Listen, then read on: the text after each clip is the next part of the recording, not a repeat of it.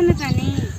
हम रवा टेंशन मत करे हम तनी मनी सामरे नु बानी सावर बालू हो हमर सोन चिड़ैया कितना सुंदर बालू हम तारा बहुत प्यार ये करी यादा पर तो हम फिदा बानी रवा यही से तो हम तोरा से शादी कइनी हई। हां ये जी एगो बात कही बोला ई ना कि कोनो लड़की तनका सब गोर देख लेन आ चाहे हमरा ले करिया देख लेन तो नानू हम बदल जाइबे। अरे ना हो चिंता मत करो सुनो ना घरे चलोगी ना मुहवा हइसे ठुआ सड़िया हइसे ठाक के रही हो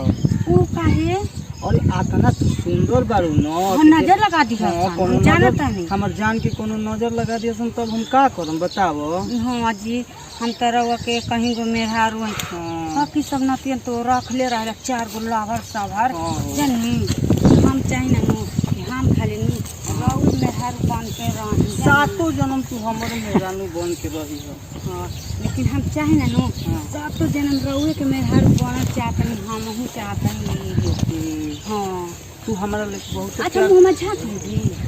मुंह में टोप ली हां हम मुहवा इसे टोप ले गिरब ना नु ना हम बानी न टांग लेम तारा के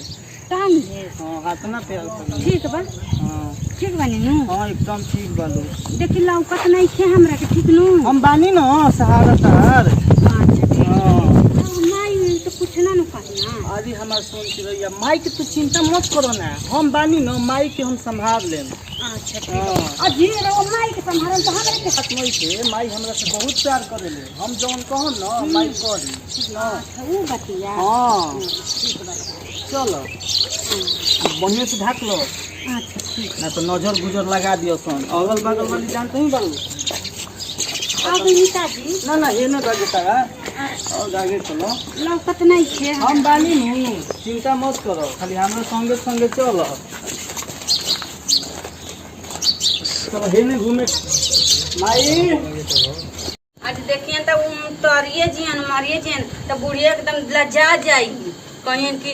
आई हो हमार पतोहिया तो ओकरा छोड़ के नु हमरा के माही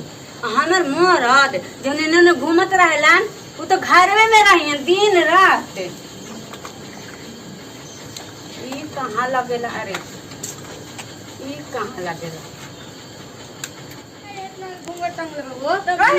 कहले रहूं कि माथा पर घूंघटा ले रही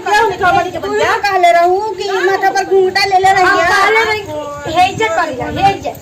बेगत के गोली जे ओइ में देखत रहली कोन टाइम में देखत रहली गोलिया ए अम्मा जी अब देख के जर लगनी नु रहो हम जाना तो रहनी हां का जानत है कभी कौवे भइल बड़वे हम से कौवा बहुत कौवे रहब समझ लू सब मेकअप खराब कर देलस कहानी है नो कहानी तरह से धो द आई धइलो बना तो हमरे कोनी के दे दो दल सोचो के बहुत परेशान कर दिया जो घर में चल कनिया आय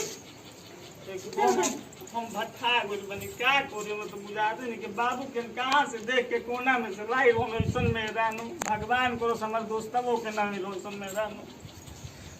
काहे रोते रे अरे माइका